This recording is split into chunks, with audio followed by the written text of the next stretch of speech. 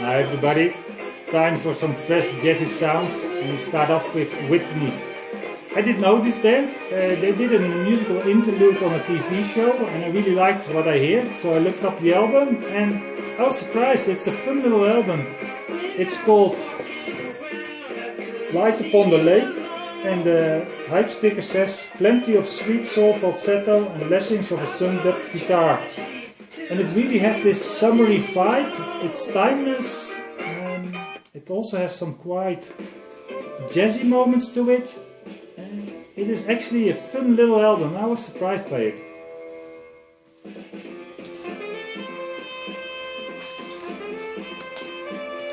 The next album is a compilation, a reissue from the 70s. Last year, at the end of last year, many of his albums, the first three he did, are reissued, but they're quite expensive. And I'm talking about Maia. This is a compilation done on by Luca Bob. Luca Bob, maybe you remember. This is actually, what does it say? World Psychedelic Classics number 4, and number 3 was this one, William Onyaboard. It's the same quality, this reissue. It also clearly takes the songs which are a little bit more funky, so I'm very happy about that.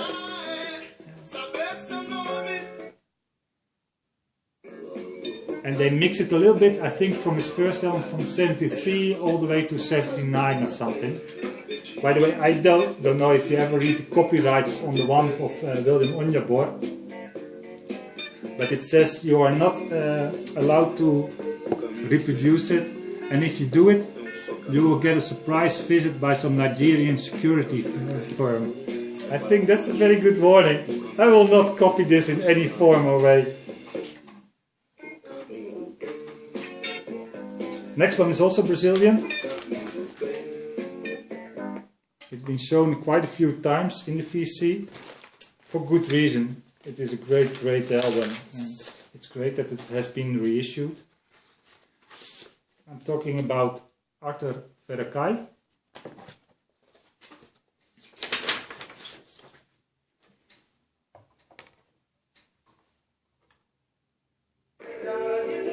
And this also has this great early 70s vibe to it. The reissue is done by Mr. Bongo. They made it a gatefold, which is very nice because then they were able to include some nice pictures from the recording.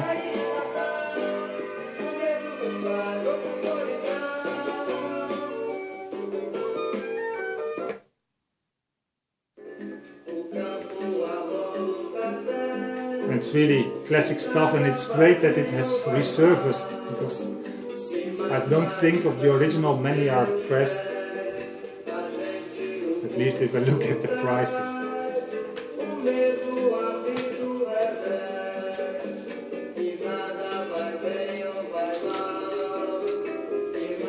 Next album is from the West Indies.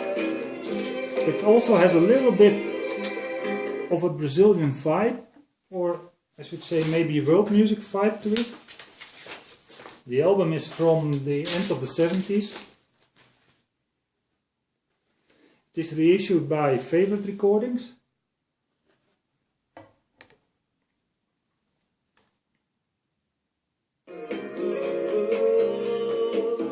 Favorite Recordings are from France, and they really do some really nice reissues.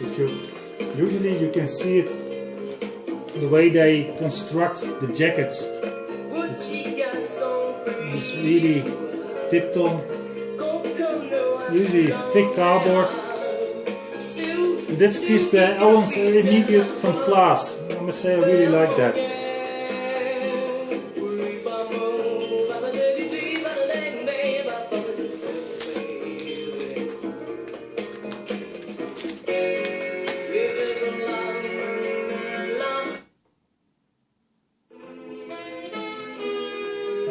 I'm not really familiar with crystals. The album is called Music Live, but it's a great reissue. Usually those albums are not that expensive, at least in the area that I live. This year I did not do a top 10 of favorite jazz albums that were released in 2016. But if I had done that, this one would surely have made the list. It's by Christian Scott. And he really did some great album.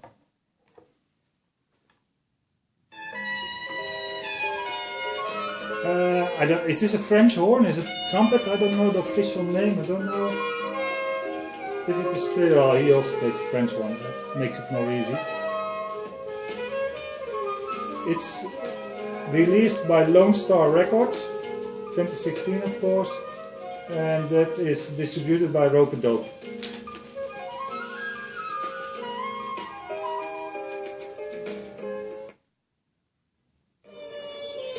And it has this really nice, relaxing, a little bit like Donald Byrd album, but even the Mitchell brothers turned it down a little bit. And really surprised that this has been released in 2016, and I almost missed it. Just by accident I got it.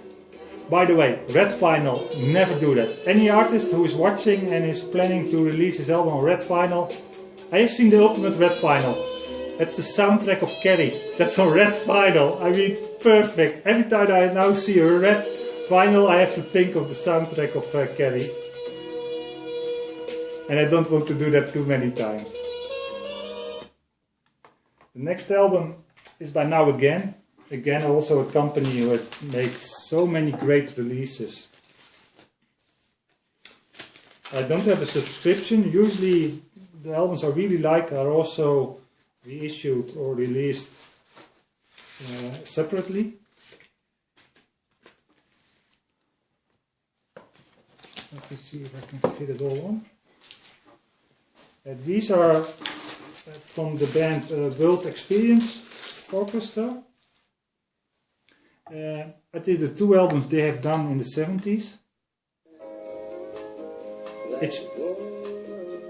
There's a clear difference between the two. The one that attracted me most was the second one, which is called, let me check the obi strip, As Time Flows On. The first one is the beginning of a new birth. I think yeah.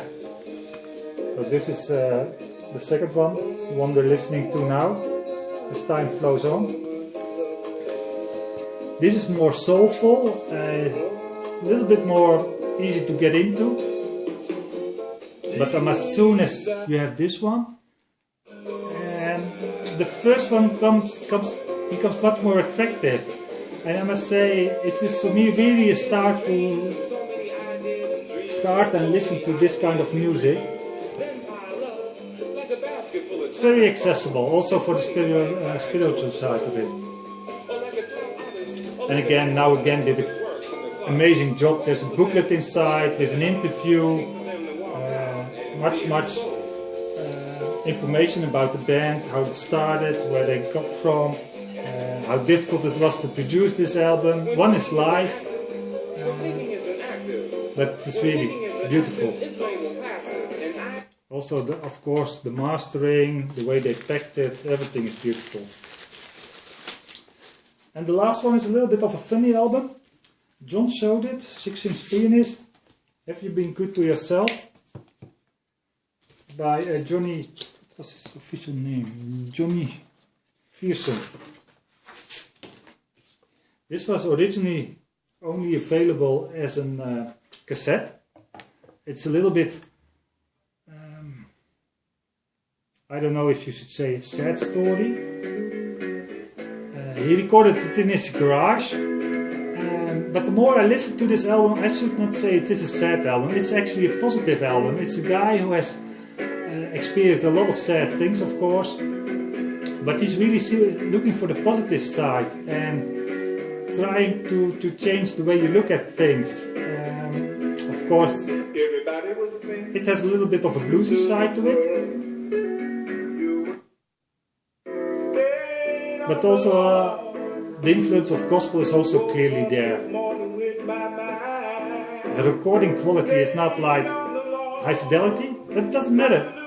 It actually, the way it sounds now, is just perfect. It sounds really very good. In that sense, it really fits the music. And it's amazing how often I've played this album, because it really has a strong vibe to it. It really is, maybe because it's very honest. I like that. That's the last album. Hope you liked this episode of Fresh Jazzy Sounds. See you.